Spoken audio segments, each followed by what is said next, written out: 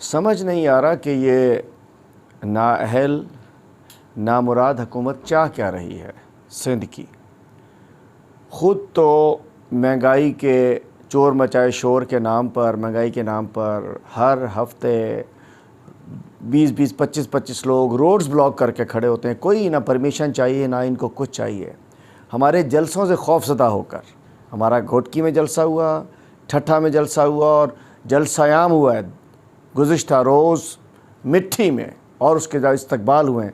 और इतवार के दिन कोटरी में डिस्ट्रिक्ट जामशोरों में एक हमारा जलसा है जिसमें वफाकी वज़ीर असद उमर साहब तशरीफ़ ला रहे हैं, और उसके लिए कानून के तहत हमारी तंजीम ने, हमारे हैदराबाद रीजन ने, हमारे कोटरी के तंजीम ने डीसी को, एसपी साहब को, डीसी साहब को लेटर दिया।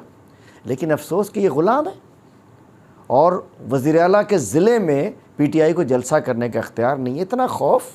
इतना खौफ, मतलब कत्ल करने के लिए आपके पास इजाज़त है, फहमीदा सियाल को मार दो, नाजिम जोखियों को मार दो, उसके लिए परमिशन नहीं लेता। उसके लिए भी परमिशन आप दे दिया करें अपने एमपीएस को। मैं कहना चाहता हूँ अफसोस की बात है। इस वक्त हमारा जलसा आम की तैयारी हो रही थी, कंटेनर मशीनरी उतरी हुई थी, पुलिस को भेज दिया गया, जामशोरो पुलिस को। कौन सी पुलिस है वो पुलिस मंशियात फरोश पुलिस भेज दी गई है सियासी कारकुनों को धमकाने के लिए, जिनकी गाड़ियों से चर्स निकलती है 67 kg।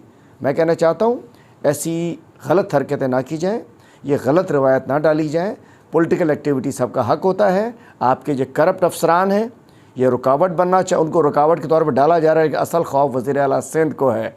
इनको अपने नीचे से ज़मीन खिसकती नज़र आ रही है, और ये वो लोग जो जामशोरों पे कब्ज़ा करके बैठे हुए हैं, अब वहाँ पीर जमा शाह जिलानी, मुर्तज़ा शाह जिलानी और हमारे रीजन के लोग अब वो जलसा कर रहे हैं तो उसको रोक रहे हैं। मैं कहना चाहता हूँ ऐसा काम, ये गैर कानूनी काम अलाउ नहीं करें। सियासी एक्टिविटी हमारा हक है, बजाय इसके ये ना हो कि हमें ग्राउंड और हमें ना दिया जाए तो फिर हम हाईवेज़ पे करें, किसी के घर के बाहर जलसा करें, किसी के दफ्तर पे जलसा करें। हमें उस तरफ ना ले जाया जाए। हम कानून में रहते हुए अपनी ज़िम्मेदार सियासी पार्टी के तौर पे हम अपना जलसा कर रहे हैं, हमें करने दिया जाए, वरना फिर साज़ी बात है कि मजबूर ना किया जाए।